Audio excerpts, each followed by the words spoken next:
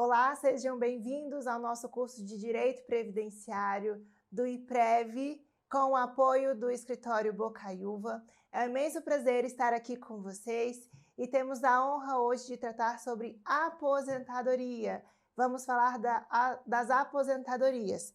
E para quem não me conhece, eu me chamo Marcela Bocaiúva, sou sócia do Escritório Bocaiúva Advogados, sou doutoranda, sou mestre em Direito em Políticas Públicas, sou professora do Uniceub, professora da Estácio, da pós-graduação, sou especialista pela Universidade de Harvard em Liderança e Negociação, especialista pela Universidade de Chicago em Direito e Economia e também sou especialista pela Fundação Escola do Ministério Público.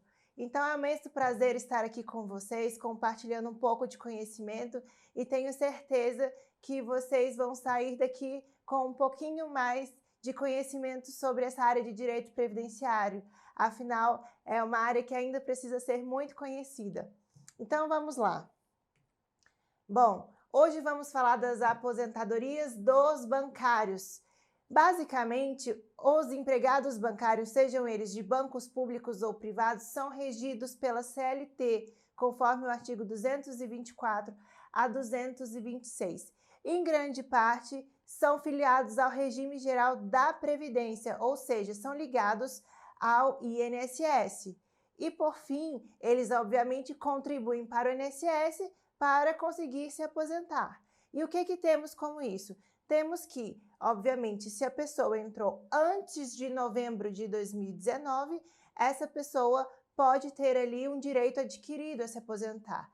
E certamente, se essa pessoa entrou depois de novembro de 2019, essa pessoa estará regida à luz das novas regras da Previdência. E ainda é um assunto que gera muitas dúvidas, gera muitas curiosidades, e para isso estamos aqui hoje para esclarecer os direitos de todos. Bom, segundo a súmula do TST, a súmula 55, são equiparados a empregados bancários os que trabalham para empresas de créditos, financiamento ou investimento, também denominadas financeiras, ou seja, não necessariamente aquelas pessoas que são funcionários do Banco do Brasil, da Caixa, por exemplo, ou do BRB, aqui como no caso de Brasília, mas obviamente em outros estados tem os seus bancos estaduais, aqueles funcionários de eventuais financiadoras de créditos ou então ligados a esses sistemas de crédito também são considerados funcionários e bancários, então por isso estão ligados ao regime geral de previdência. Então, o que temos aqui em relação à aposentadoria? Para saber quais serão os requisitos e a forma de cálculo de sua aposentadoria, é preciso saber a data de filiação ao INSS ou de cumprimentos de requisitos. Como eu falei anteriormente, a Emenda Constitucional número 103 de 2019 mudou o nosso sistema previdenciário, ou seja, alterou as regras de previdência, de modo que algumas pessoas estão nas regras de transições, outras pessoas, obviamente, ali vão estar filiadas ao regime geral de previdência e vão se adequar às novas regras de previdência, e ainda outras pessoas têm direito adquirido, ainda que estejam trabalhando, ainda que estejam laborando. Então, seguindo essa ideia de labor, de reforma da Previdência, de mudanças que temos agora atualmente no nosso cenário brasileiro, é importante a gente entender esses três cenários. E esses três cenários são esses que eu falei anteriormente: direito adquirido, regra de transição e nova filiação. Passando aqui para um segundo momento, temos o artigo 3º da nossa emenda 103 de 2019.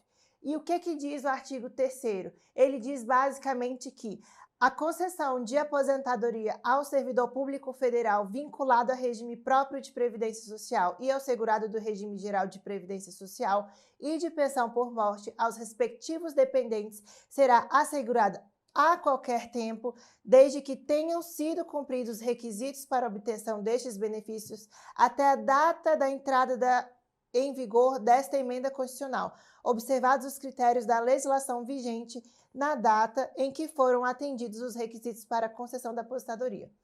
Pessoal, Essa aqui é uma questão que, de fato, traz muitas dúvidas. E o direito adquirido, ele vale ou não vale? A que ponto que ele vale? Até que momento que ele vale?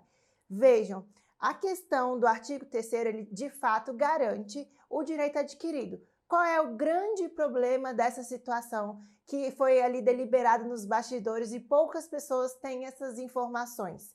A grande questão é que, após a entrada da emenda 103 de 2019, os cálculos, ainda que você tenha um direito adquirido, caso você queira aproveitar suas contribuições posteriores à data da entrada da emenda, veja, este cálculo será baseado conforme a nova fórmula que trata o artigo 26 da emenda. Ou seja, o cálculo será, na verdade, prejudicial em sua grande maioria. Há pequenas exceções, mas é muito importante que essas pessoas que têm o direito adquirido saibam o momento exato de se aposentar.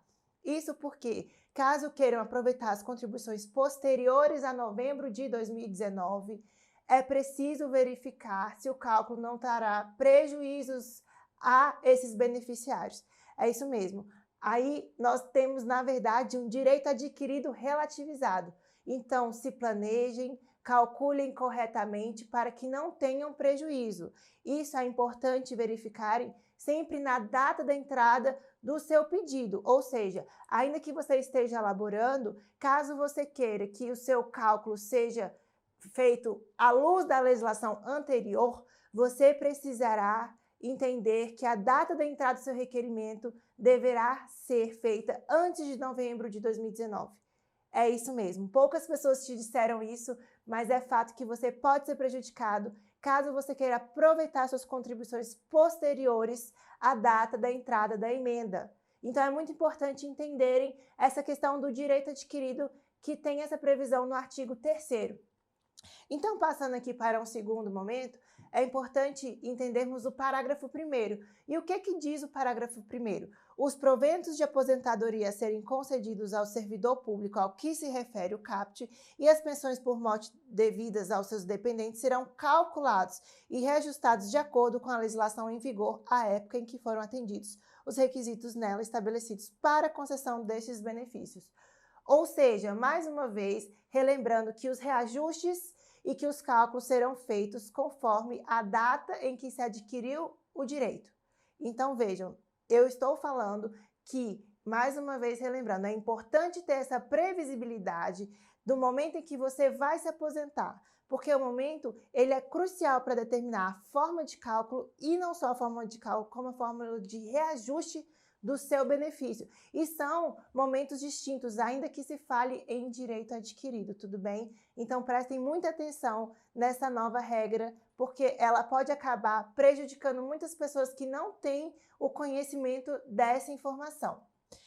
E aí, pessoal, passando aqui para o parágrafo 2º, ele diz que o valor da aposentadoria e da pensão concedida na forma prevista no caput para o segurado do regime geral da Previdência Social ou para seus dependentes será apurado de acordo com a legislação em vigor à época em que foram atendidos os requisitos nela estabelecidos para a concessão do benefício. E o parágrafo 2º, ele nada mais repete aquilo que eu disse anteriormente. O cálculo será estabelecido de acordo com o momento em que escolher a aposentadoria. Então, vejam, é importante vocês saberem que após a data da entrada da emenda, ainda que vocês queiram aproveitar essas contribuições, pode ser, a depender da regra de transição ou a depender do seu tipo de aposentadoria, a depender do tipo de regra, você possa ter ali uma redução do seu benefício. Então, entendam que é importante verificar a data em que vai escolher a aposentadoria e verificar a legislação. Após novembro de 2019, aplicar-se-á o artigo 26, ou seja, a fórmula de cálculo será diferenciada.